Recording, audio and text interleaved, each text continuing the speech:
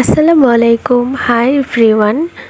গতদিন সন্ধ্যাবেলা আম্মুকে বলেছিলাম একটু পায়েস রান্না করতে।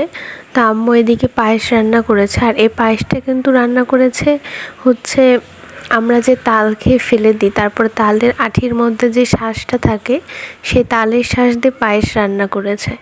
দিয়ে পরদিন সকালবেলা ঘুম থেকে উঠে দেখি যে আম্মু এদিকে চিতই পিঠা বানাচ্ছে, সাথে পাশে হচ্ছে খেজুরের লালি গুড়, সেটা গরম করছে।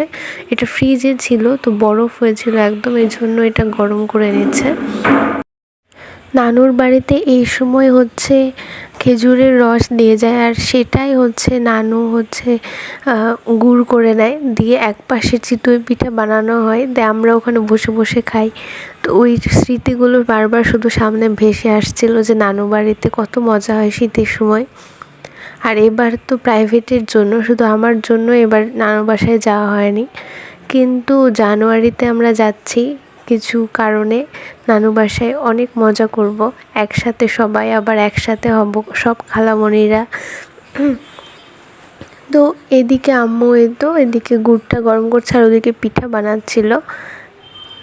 আর এই পিঠাটা না আম্মুর হাতে অতটাও ভালো হয় না, এটা হচ্ছে নানি খুব সুন্দর করে বানাতে পারে। মাটির যেটাতে পিঠা বানাই সেখানে 7টা ছাঁচ থাকে, তো নানু বাসায় এটাকে বলে হচ্ছে 7 খুপি পিঠা, আর আমরা এদিকে রাজশাহীতে বলি চিতই পিঠা এটাকে। তো এরপর আম্মু বলছে গুড়টা এভাবে নামায় আস্তে আস্তে এটা নাকি আঠালো হয়ে যাবে। এই গুড়টা দেখলেই খেতে ইচ্ছা করে। আম্মু মুরগি বানায় সুন্দর করে, মানে খই গুড় দিয়ে যে মুরগিটা হয় ওইটা। তো এরপর আমাকে বললো যে মাংস গরম করে নিতে, তো আমি এইদিকে মাংস গরম করে নিচ্ছিলাম। আর এই দেখেন গুড়টাই একদম আঠা আঠা হয়ে গেছে পরে আস্তে আস্তে। তারপরে খাওয়া দাওয়ার পর হচ্ছে আম্মুরা এদিকে চা খাচ্ছিল, আমি চা খাই না। আর হচ্ছে তামিম দেখেন চা কোক দুইটা একসাথে খাচ্ছে, ওই বলছে আমি দুইটা মিক্স করি দিয়ে খাই, মানে ওই এইরকমই সারাক্ষণ করে। তারপরে আম্মু এদিকে দুপুরে রান্না শুরু করে দিয়েছিল। তো এদিকে দেখলাম 2 পাশে একসাথে রান্না করবে। আমি বলছি কিভাবে, যে 2 পাশে কি করে রান্না করবে, যে হচ্ছে কোনটায় কী দিতে হবে, আবার তরকারি নাড়াচাড়া করবে। আম্মুরা আসলে এগুলোতে এক্সপার্ট হয়ে গেছে একদম। আমাকে তো একটু নাড়তে বলেছে, আর আমি ছ্যাঁকা খেয়েছি একটু। আর এই পাশে আমাকে বললো যে পেঁয়াজটা সুন্দর করে ভেজে ভেজে নিতে। এই পাশে হচ্ছে মাছ রান্না করবে, আর ওই পাশে কয়েকটা শীতকালীন সবজি টবজি দিয়ে মাছ রান্না করবে, আর এ পাশে এমনি মাছ রান্না করবে। তা আমি এদিকে সুন্দর করে পেঁয়াজটাকে ব্রাউন করে ভেজে ভেজে নিচ্ছিলাম। তো এরপর আম্মু এখানে হলুদ গুঁড়ো দিয়ে দিল, তারপরে লবণ দিয়ে দিবে, আর হচ্ছে মরিচ গুঁড়ো দিয়ে দিবে। রান্না করতে আমার ভালোই লাগে। মাঝে মাঝে আমি সন্ধ্যাবেলা আম্মুকে বলি, যখন প্রাইভেট অফ থাকে সন্ধ্যাবেলা বাসায় থাকি, তখন আম্মুকে বলি যে হচ্ছে আজকে আমি একটু সন্ধ্যায় কিছু বানাই, সন্ধ্যার খাবার বানাই। তখন আম্মু বলে আচ্ছা বানা। যখন ভালো হয় তখন তো ভালোই লাগে, আর যখন যেটা খারাপ হয়ে যায় তখন মনে হয় আমি আর জীবনেও রান্নাঘরে কোনো রান্নাই করব না। তো এই পাশে হচ্ছে আম্মু এদিকে টমেটো দিয়ে দিল,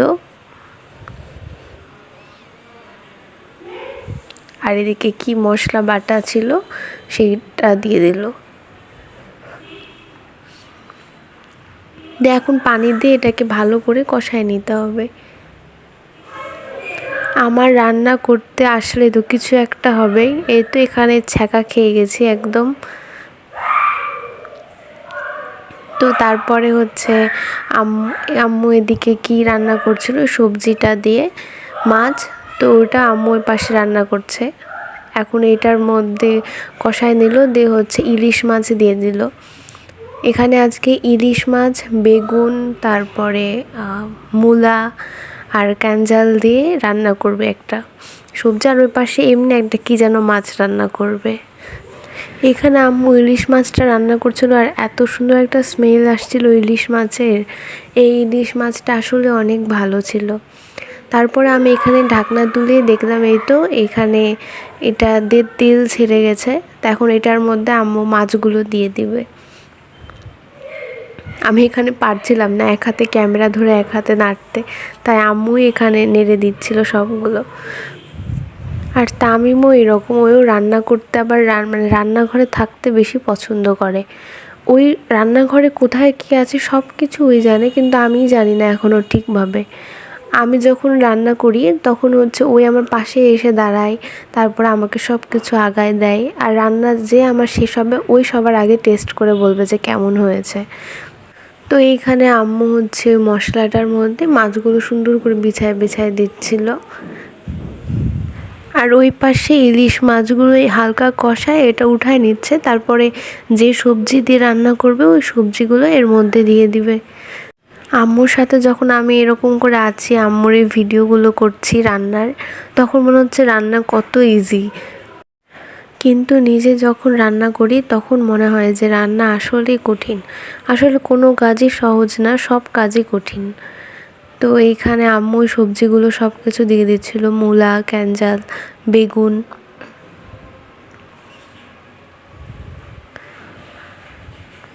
দিয়ে এখানে দেখেন আম্মু এই হাঁড়ির পাশে একটু ধরতে গেছে, দিয়ে আম্মু হাতে ছ্যাঁচকা খেয়েছে। দিয়ে আমি একটু ধরলাম যে এটা তো গরম হবে না, ধরেছি, দিয়ে আমিও খেয়েছি একটা ছ্যাঁকা।